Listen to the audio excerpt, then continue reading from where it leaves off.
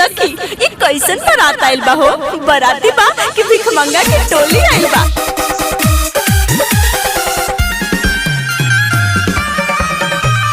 Music by Mohan Yadav. जय माता ज्ञानी रिकॉर्डिंग स्टूडियो मानसी कन्या।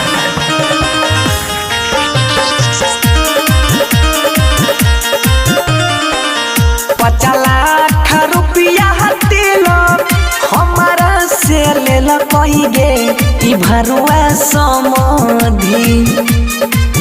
₹50 लाख तिलक हमारा से लेल कहिगे ई भरुआ समधि।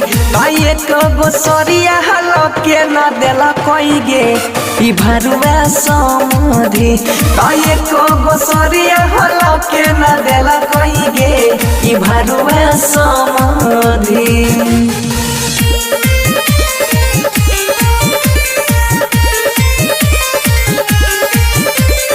Music by Mohan Yadav.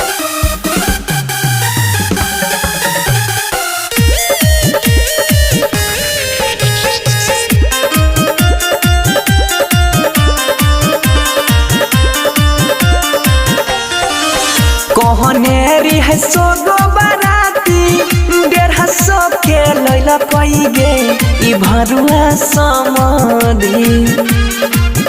कहनेरी है सोगो बाराती 150 के लैला कहिगे ई भरुआ समधि।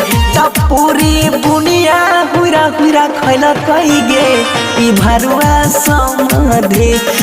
एक गो सरिया के न देला कहिगे ई भरुआ समधि।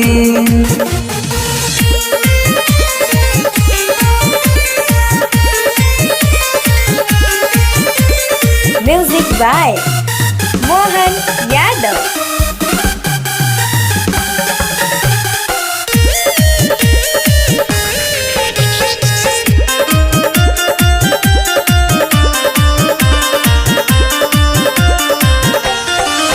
हसी हसी बहलाई खाली आतनियो होना लजबैगे ददी चोदाना समधि।